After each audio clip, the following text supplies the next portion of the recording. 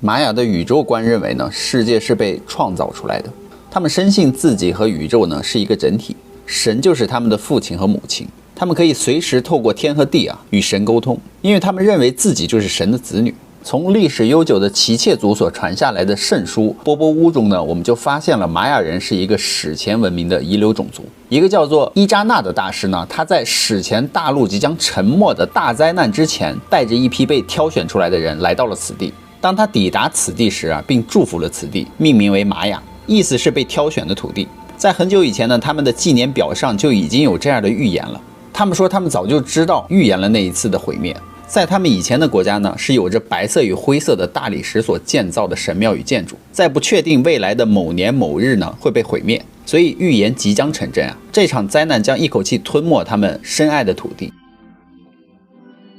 这本古老的书籍呢，是由玛雅人流传下来的，其中包含了宇宙天文学、历史、传说和各种习俗。故事呢，就从波波乌的书中地球的创造开始，诉说了原初之时呢，一切皆停止，一切皆平静、沉默，一切都是静止的，只有空荡荡的无际的天空。这是第一次接触，第一次对话呢，那时候没有人或动物，因为大地的面貌尚未展现出来，只有平静的大海与无际的天空，而无一物聚在一起，无一物发出声音，所以天空中呢也没有任何的东西在移动。宇宙创造之时是处于一个静止状态的，它就在那里，但尚未显现出来，所以玛雅人用种子或眼睛来代表它。在玛雅语中呢，他们以灵来表示宇宙，如同生命的种子，准备开始宇宙的创造。而玛雅人留下的这个特别的灵的符号中我们就发现了创造的种子。一个黑点呢，代表种子在母亲的子宫中孕育成长。唯有他们的创造者祖先特佩乌古库马茨呢，隐藏于绿色或蓝色的羽毛之下，他们因此被称为古库马茨。古库马茨就代表了神之眷侣、母亲和父亲、雌雄同体的创造者，又或代表了阴与阳、日与月、正与负、光与影。所以绿色的羽毛就象征着孕育万物的大自然永恒的女性，而蓝色的羽毛就象征着天赋庄严的神性的男性，或者是天空。当此二者合体的时候，就创造了和谐，使宇宙中的生命化为可能。所以那个时候几千年未发生的事情可以在瞬间发生，只要天神呼吸和改变风向，那就够了。这段话就说明了神能够使创造成真，而以生命的层面来形成。接着呢，消息传来了，特佩乌与古库马茨他们一起交谈，然后彼此讨论，并渐渐进入了冥想，将他们的词语和想法结合在一起，最后就达成了共识，以付诸实践。然后共识的想法清晰呈现呢，当黎明来到之时，人类就出现了。紧接着他们开始创造树木、芦苇都生长了出来，生命诞生了。在宇宙最深处呢，是我们的母亲的子宫，那里的空间是黑暗的，只有黑暗和黑夜，而那里一直是生命孕育诞生之地。创造呢就在那里开始，就像一个孩子在母亲的子宫内要待满9个月而诞生。所以在黑夜中呢，天空之星也被创造了出来。天空之星呢就代表着创造的3种力量，即父亲、母亲与孩子，阴性、阳性与中性，肯定、否定和中立。此3大力量构成了天空之星，既可以创造万物之力。然后呢，佩特乌与古库马茨一起出现，他们相互讨论有关于生命的问题，确定了如何才能够使黎明来临的时候呢就有光，因为光是制造呼吸和维持生命的来源嘛。他们说我们就这么做吧，将水退出，腾出空间，将土地升起并建立起来，然后就照亮了天空，让黎明降临到天空与大地，直到有人类人就被创造了出来。这就是他们所说的黑暗中直到天空之星的呈现，一切呢就已经完成了。所以第一个空气出现了，第二个火出现了，第三个是水。这3种力量是万物的本质，这些本质呢就是形成大自然的要素，同时呢也应对着生命的3大力量：正面的力量、负面的力量和中性的力量。紧接着他们讨论就创造了动物，鹿鸟、狮子、老虎，说他们应该为山的守护者，而山上的蛇和小动物们都应该来照顾藤蔓和芦苇。造物主说，鹿你要住在水边，睡在峡谷中的麦秆上，你将生活在田野的草地上，你将在森林里繁衍生息，你要用4肢行走，并用4蹄站立。造物主对大鸟说，鸟儿们你要在树上筑巢，那里是你的栖息处，你要在那里繁衍后代。当你被雨淋时呢，就要到树木和树叶的藤蔓上把自己甩干。就这样，所有的动物都归到了他们的洞穴、巢穴，而找到了属于他们自己的栖息处。造物者呢，就将大地赐给了他们，使他们得以成长。所以，造物者安置路上的动物与空中的飞鸟，这项工作呢，也就完成了。在玛雅人的波波乌的圣书当中还提到了觉醒者的重返，其中一位是伊西德罗，他是瓜地马拉东北部的凯克西玛雅大家族的继承人，他多年以来一直遵循着玛雅的传说和习俗，他有着发自内心的睿智，所以让我们来聆听他的故事。他说，造物主创造了我们的祖先，我们不能够确切地说出这是什么时候创造的，那是一场巨大的天灾，世界变得寒冷，地表充满了泥泞和烟雾，这是因为太阳光的强度不足了，是一种惩罚。因为上一批人们忘记了伟大的父亲天空之星，在此之前呢，长老们继承的知识都是从那里而发展来的，所以在那里他们就决定了建造4个图拉斯。这个图拉斯的意思呢，就是神圣起源的名称，同时也是宇宙能量的象征。然后他们就说一共有5个图拉斯，玛雅人就把4个方位东南西北角呢和中心点以图拉斯命名，形成了5个经典的仪式中心。最重要的一点就是，当人们忘记了荣耀的时候，当人类忘记崇敬他的造物者天空之星与大地之星的灾难呢就会发生。所以这些实例给了全人类重要的教训。现在的人类早在日复一日中已经忘了感恩，忘记了荣耀宇宙造物者之名。对于这些事实呢，在空间和时间的认知下，不仅描述了15000年前所发生的事情而且是一个我们引以为鉴的事实。所以人类到现在所发生的事情，是我们相信物质层面多于精神层面，我们只在乎生活中的世俗，而不关心意识的提升。所以伊西德罗的话就提醒了我们现在我们人类呢，仍然有时间将我们的目光呢、注意力和意识转向精神的提升。所以他说，现在呢是大家做出重要决定的时候了。一个来自史前玛雅文明创造的传说在很久以前呢，有位来自于遥远的大陆，目前已经沉没于海中的，也许就是宇哥之前讲过的母大陆。那里有一名叫做伊扎纳的大师，他的名字的意义是天堂的露珠。他在那场沉没的大灾难之前呢，带着一批被挑选出来的人来到了此地。当他们抵达此地时并祝福了此地，命名为玛雅。意思呢是被挑选的土地。他的国家在大灾难发生的时候呢，他上了一艘驶离的船上，年轻的祭司伊扎纳呢站在船上注视着天空广阔的地平线在他的面前突然之间散开了，神秘而遥远，大海环绕着那座巨大的岛屿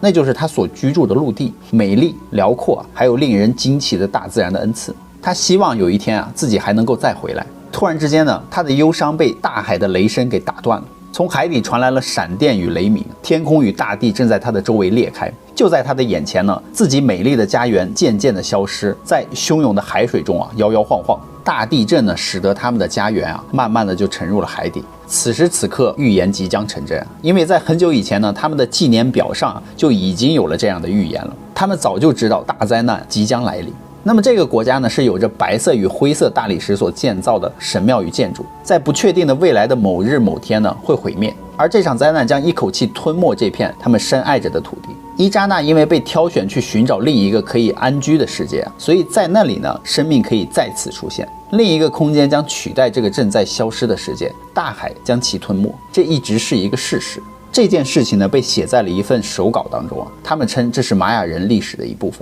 所以大师对他们说了以下几句话。当时大师说，伊扎纳你还年轻聪明又有学问，你是被挑选出来完成这项任务，要保存我们的历史你将在另一个地方另一个空间开始写下另一个历史，就如同你在另一个次元一样。你必须指引祭司、父亲、法官、兄弟、神的工具这是我们安排的方式。你将是所有信任你的人的一切，尽快离开这里带着我们的圣典，带上10艘船，去传播我们的故事，创造一个新的文明的开始。而我们的预言必将在你的手中应验。向前航行朝向遥远的西方呢，是必经之路，所以众神与你同在。所以伊扎纳呢，在航行了很久之后，突然有一天的黎明时分他就看到了一条白色的沙滩，就像他们离开时看到自己的岛屿那一样。所以他们跪下来，用欢愉的声音为眼前的奇迹而歌唱，为那些指引旅程结束的众神而歌唱。而慢慢的呢，他们离这片新的海滩越来越近，绿色的背景在新的黎明的阳光照耀下呢，闪闪发光。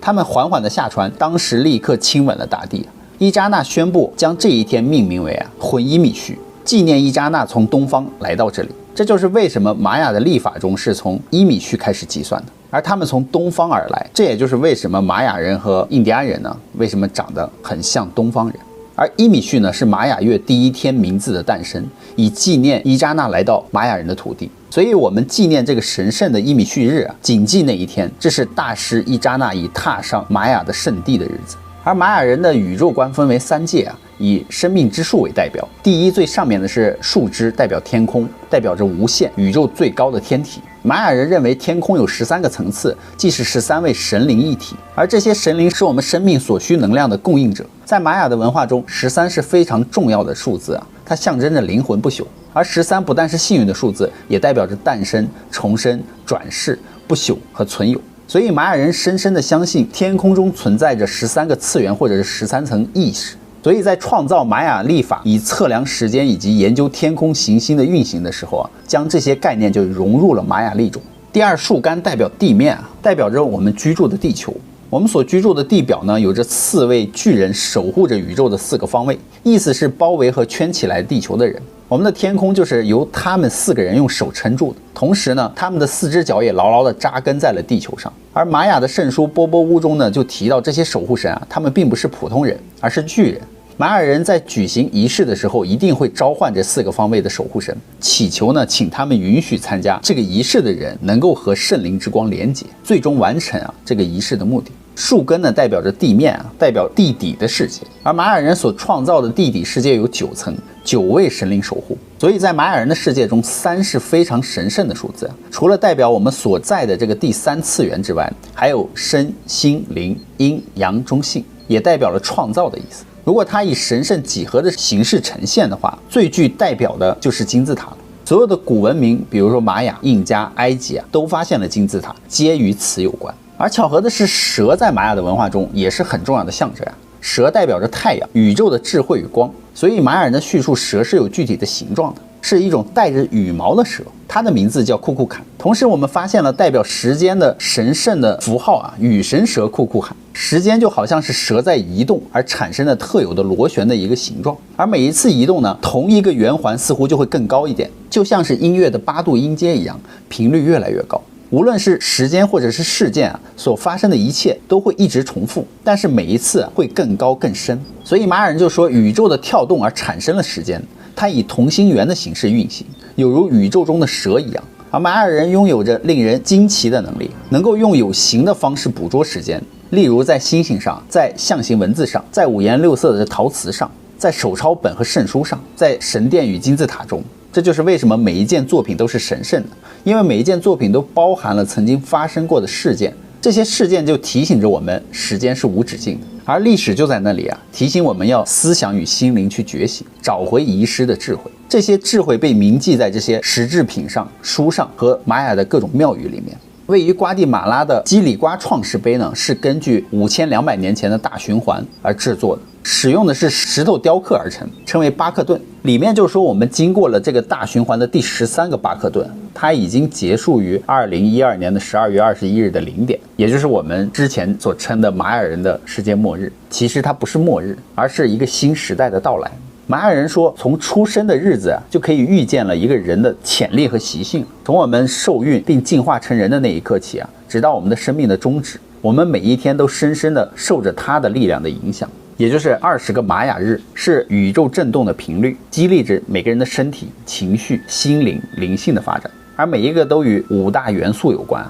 地、水、风、火、以太都有着非常密切的关系，因此对于我们的生活而产生的正面或负面的影响。所以玛雅人的卓尔金月亮历啊，是13乘以20等于260天，还与人类在9个月满月的周期，也相当于260天中怀孕、滋养和出生的过程有关，生育和生命有关。所以在玛雅语中，哈勃的含义就是时间度量的周期的结束，而哈勃历呢是365天而构成，分别代表着一年的4个季节和太阳顶点以及宇宙的4个方位。它是由18个月，每个月20天，再加上第19个月只有5天而组成。我们将18乘以20等于360啊，再加上5呢，就等于是一年中的365天。在尤加敦半岛的天顶呢，是玛雅仪式中举行非常特殊的日子的一个仪式。他们举办的方式如下，就是在最后的一个月，就是第19个月只有5天嘛，称为外耶伯。玛雅人此时呢是专心的在这5天之内冥想进食，目的是提高他们自己的精神和身体的频率，准备好接收阳光正面的影响。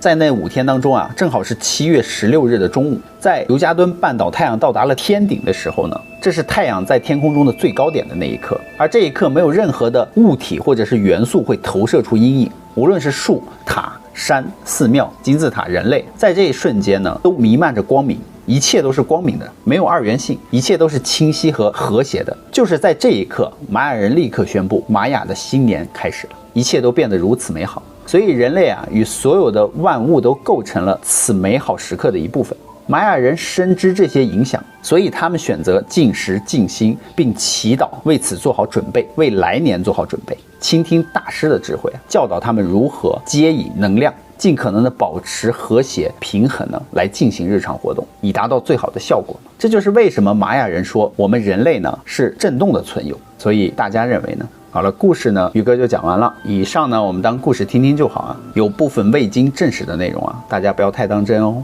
喜欢我们频道的朋友，欢迎在下方留言与我们互动哦。别忘了订阅关注宇哥与小唐的频道哦。拜拜，拜拜。